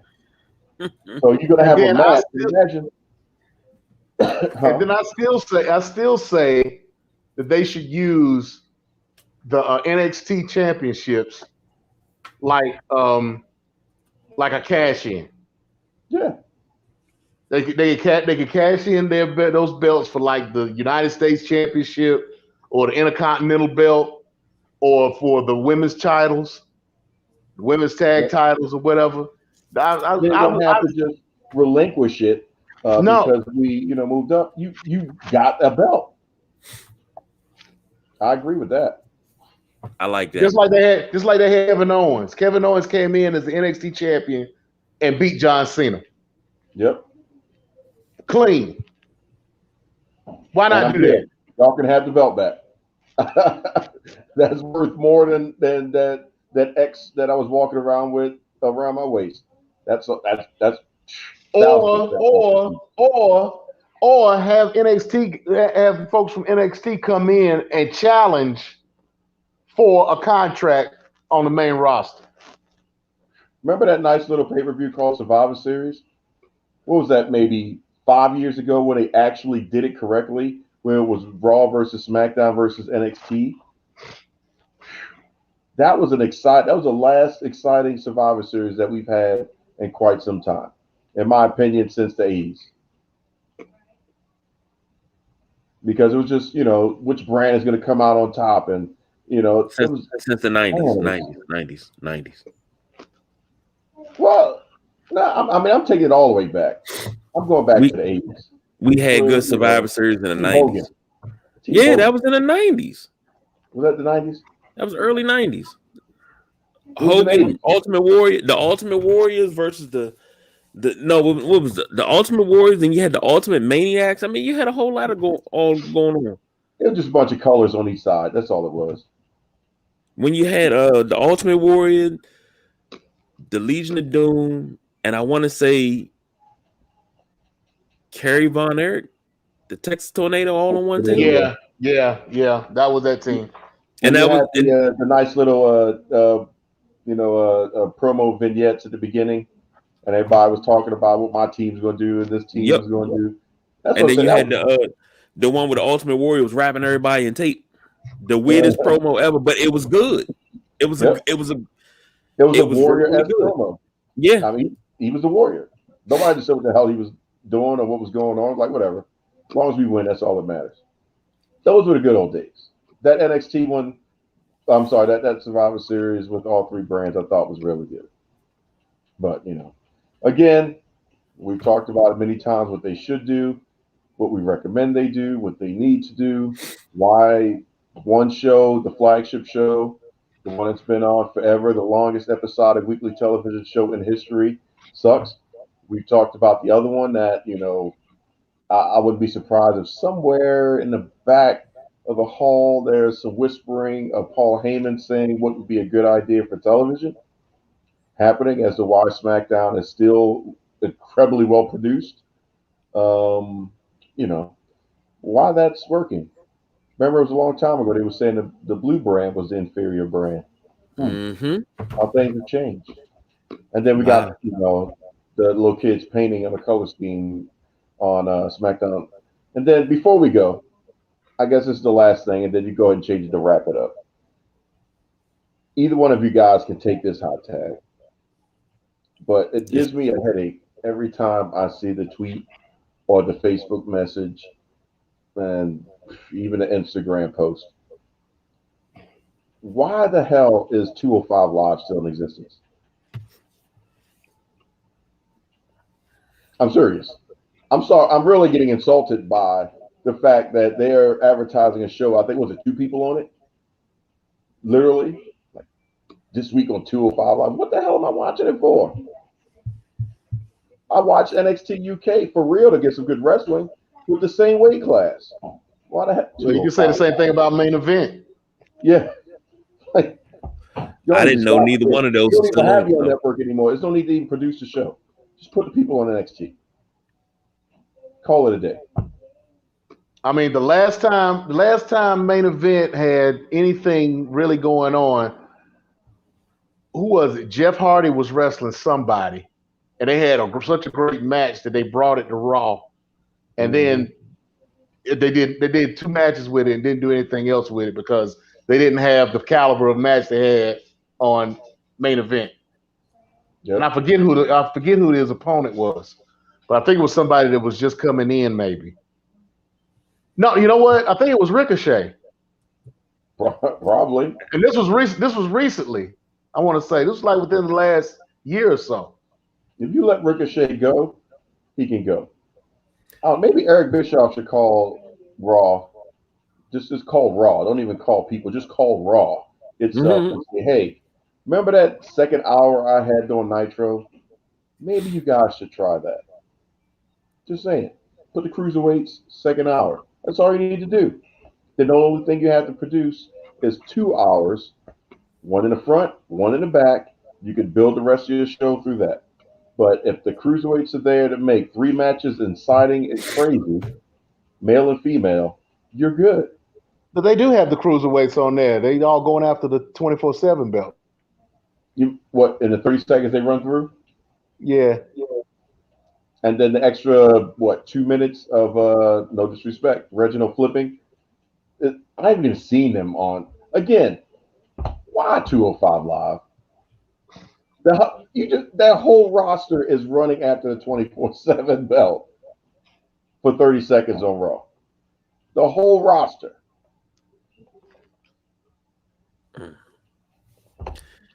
I don't like it. I don't like it. KG, you got one job. You got one job. I got one. Look, I don't like it. Thank you, ladies and gentlemen, for joining us tonight. Pick shows always run long, but it was fun to be back tonight. Myself, I have to pull duty tomorrow morning on the Sunday Rise, 10 a.m. live on Podbean. So check that out. You can also hear us on Podbean, Anchor, Google Podcasts, Spotify, Apple Podcasts. I am sleepy. I'm tired. I can see you. That was a long. You fell asleep right there thinking about it. Stitcher, Castbox, Cast, your mama cast. Get this kid out the cast. Get these hands cast. All that. Yep.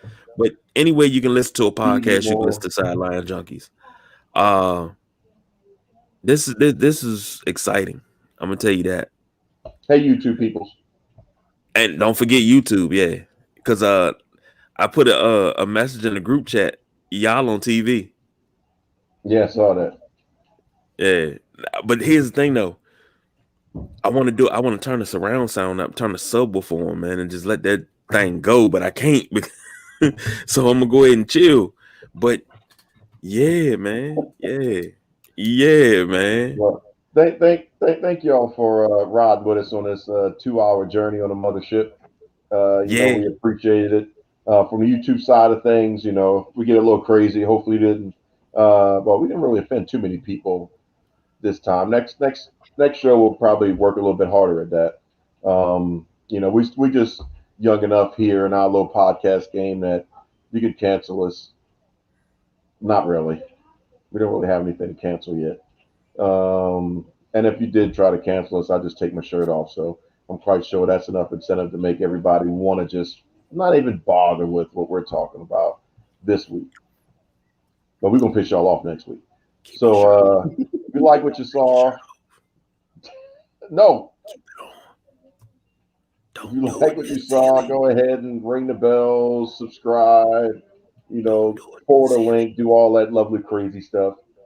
Don't listen to KG. You're safe today just because, I don't feel like exposing the man meat. That's because your wife's sitting next to you. No, she's not here, man. We got rid of her. See, but here's the thing. Here's the thing. Your She wife may not be out the sitting. house, too. She wouldn't even know. So, Man, I still get in trouble for you. All's my life I had to fight. So James, we appreciate you riding the dime with us tonight with the fresh shirt. Hanging out in the garage or the church, depending on how you look at it, with that shiny wall back there. KG, as always, has been a blast. And for myself, the people's choice, anybody got time for that shit. So, as always, diversify your bonds. Konnichiwa, bitches.